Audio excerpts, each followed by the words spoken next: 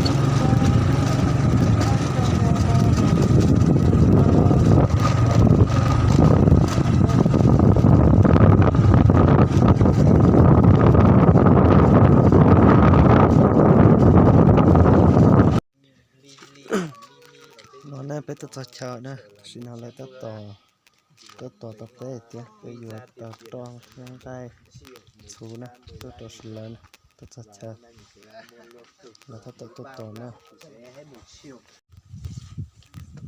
từ chỗ này đi xa bên nhà phải hơn 2 km để đi lại được vất vả.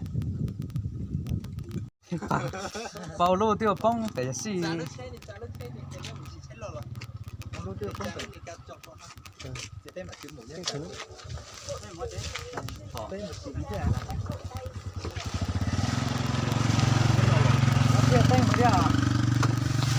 tay hụt đi hả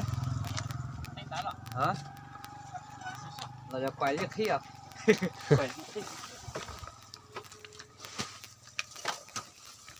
luôn đó này nó thêm to lịch của thấu luôn là như thế này hả anh tu đi là cái tí chọn chứ nữa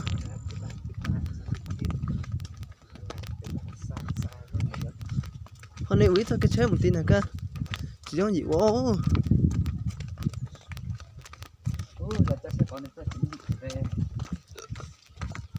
tên gì to lên mà từ thọ từ tiệt à sao mua lúc chết tên đó đi mà lúc mà rồi tàn cho lại nữa là cái chế tàu á chắc lúc chạy cho mà chỉnh cái thọ từng chơi không đi mà sao mua mà lúc mà rồi tàn cho nữa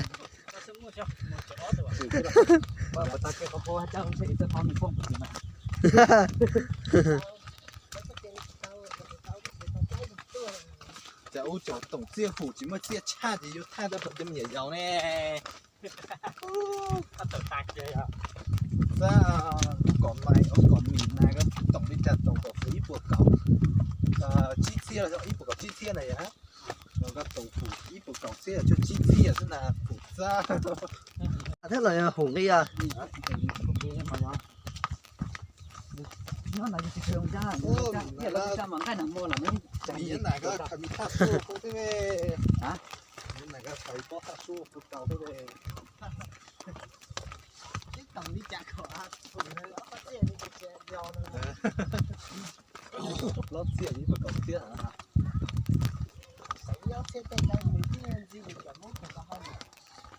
lì do tiền lì vào hai chứ bé xì lo đó chứ mà chứ cái tí đào tí chân này mà cứ tí tạ Sản số lần dễ to thế à nhở? giờ to tí hơn thì ha là ha đây ha còn nó một bò tí ở lúc chế nên trong bò tí nữa bé lúc bò tí lúc này nó có sát xì to nè vậy ha cơ thế tên nó kẹp phê xin làm một xin à cô chân dị kia thế à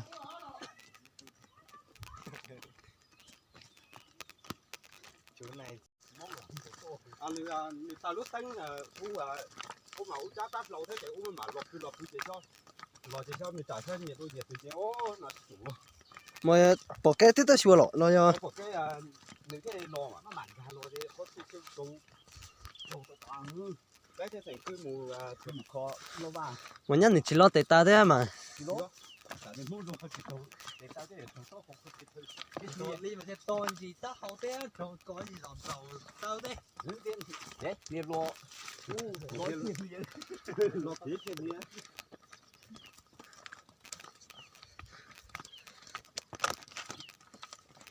thế cái này có chỉ trong một cái theo cái chừng cái xong đi khó luyện nó trên đầu chứ chế khó quên khó luyện chơi chứ tại do sáng nay chơi mới có chơi nhật không có phải người ta thì phải cho nên khó mỏ cho nên chơi gì chứ gì khó về cho nên khó ta đá lên đi rồi tiếp chơi đi rồi một tàu nhau mà chơi hả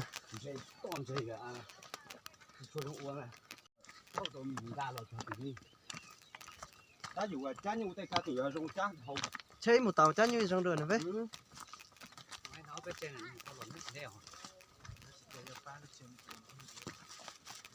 cái thì khó máu rồi cái gì không nên Nếu lúc chơi thì tao uống nó rồi. hả giờ thì tao uống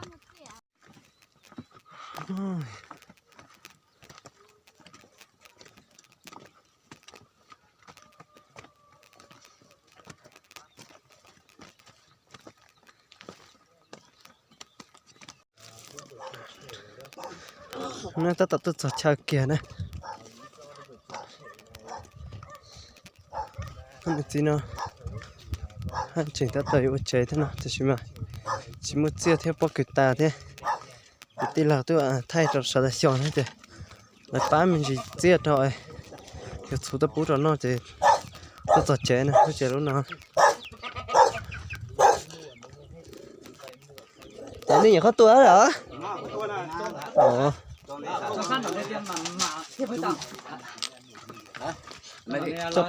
trong đây thả quá nhiều người cành chỗ à chỉ dưới ta nhà thế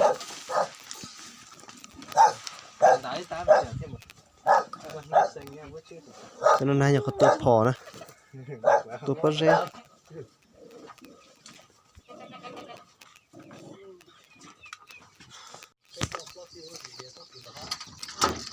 tỉnh chăn tu nhìn mòn xe đi cho nên chăn tu này tao thế chăn tu này tao rồi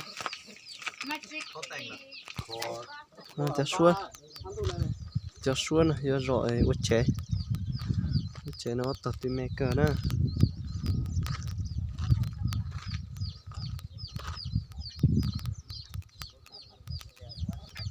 cô phải tì chứ chế nó những con lợn nhau đó tên nó sẽ chỉnh thế xíu đó cứ tập bỏ cái nó ót ta nó chỉnh chế thế xíu này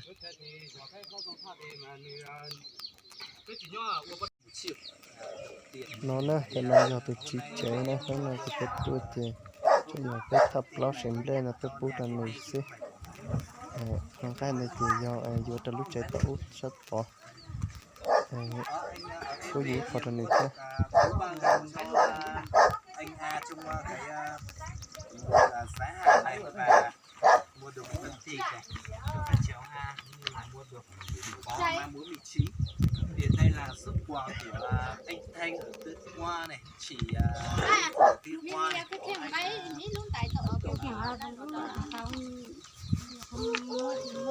Đấy ở trên tay chúng tôi và có cô hai cô Mimi và cô Lily ở bên lúc mà tao mua đó này có mua nó nhớ là giờ bà bán là bao gạo hết của anh trong cái một đó giá hàng này. Đấy thì trong cái lần này về thì anh tận dụng mà dùng để phát triển mình cố gắng nhé, cố gắng mình người ta cho người ta chỉ mong là mình cố gắng thôi. Nên anh cũng cố gắng nhé, và anh nhịp thả vào mảng hàng bên này, xong là anh cả các cô các bác các nhà học tân đã là anh đây anh giấu những người mình học giấu người thì thôi không có gì đâu. Em thì chỉ là người là cầu nối của các nhà hậu tâm về, anh cũng không có gì, anh chỉ gọi là một chút công sức để ra giúp anh thôi. Còn nó với các nhà hậu tâm để người ta sẽ được người ta biết có tấm lòng anh cả ơn cho, người ta cho người ta sẽ không đòi lại, nhưng mà người ta cảm ơn chú anh, cảm ơn các bác các nhà hậu tâm, cảm ơn. tôi thế thôi.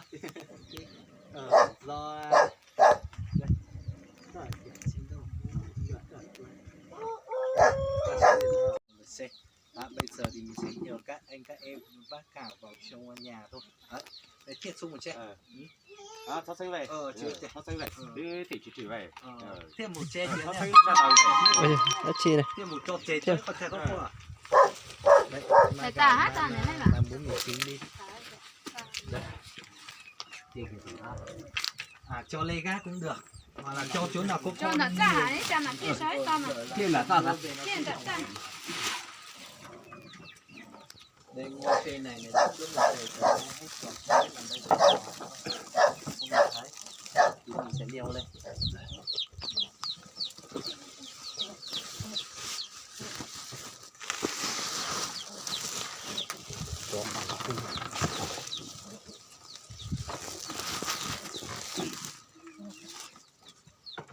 Bố bao gạo sát đủ ăn tầm một tháng, nếu như là bố thầy kia tôi sát đủ ăn một tháng. Lo po nhà tổng nên nói ít. Hay là thế là hay là lấy nhau nên chứ chị. Bên ngoài này, nhưng vô tàu chia gì dùng chỉ tao à? Thế chỉ tao, shop lão tù nè tôi chỉ sẽ. Bây giờ số tôi nó có bị chặt chặt nó là xin nó chỉ mới cào lì bé chặt mong xin tạt thiệt thiệt. Lại thì chùa nó xanh nè. Đó, chùa cảnh mình chỉ thế mà. Cảnh hết à? Cảnh cái dòng Đợt thì vô bên luôn vậy, chơi lý cậu. mới được có lấy được không lấy. Mới đất thay à, một thằng từ mới đất thay cho nó quay mà, chứ nem chỉ quay lo nè. Người quay chỉ bút được quay, mình chỉ quay nó dù ý mình canh mình chỉ căn cho hay quay mà, ôi chỉ bỏ quay rồi. Chứ để tự chắc lắm. Vô xanh mới không xanh. Cho uống ấy. Cho bé xanh. Chỉ cho bà mút rồi. Nó ngọt chứ nó. Chứ nó là sao? Nó mà nó thích sao? Chứ nó một xì.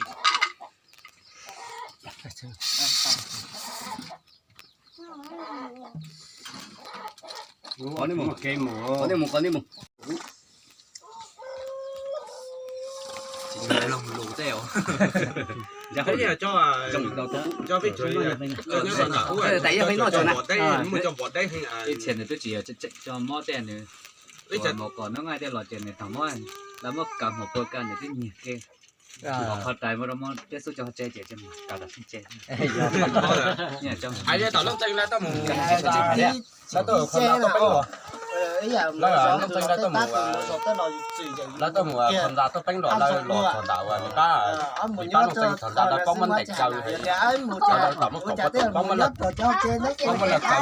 mất cả cái che trâu. Lúa tủ tôi cha. Giờ bé sầu là xanh lắm. Ô xanh lắm. Vì ba tôi Cha là trong thì cha rồi là cha mà cho công hay cho sau tỉnh sẽ chia số.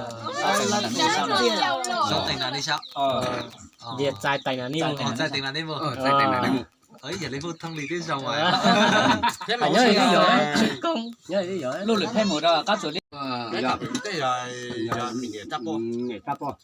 nó tỏ sấy tăng lên thì cái gì đấy tăng lên sang một hút thuốc thì cái là người ta bỏ một đứa hút thuốc giờ mình để cho có cái cả lì bé hút thuốc có lò nó này lúc hút thuốc thì muốn nọ là mình dạ anh cho nó các bộ mong á các bộ là phi cho vô chi là bỏ thằng bé ý lúc sẽ phân công ấy giả nè mà tôi đầu tiên là bên tên mà lên sai TV đầu tiên là phải đi xứ là bên tên mà là xa có cho cả phiếu là hút thuốc là ba gì một thế lý của cha để sao bây giờ quá thì thôi thì chơi thế sao chả biết là mùa cái chả bé hỏi đi đây so sánh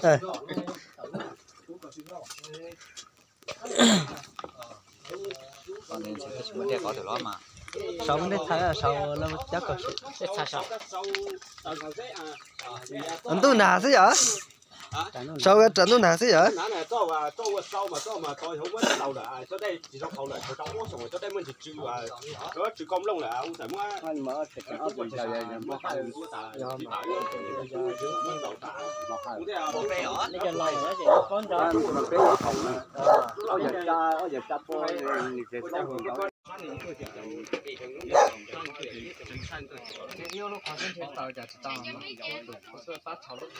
mà lúc đó là tôi可以 tỏ lên khi tới tôi chuyển theo mất dấu tàu nữa.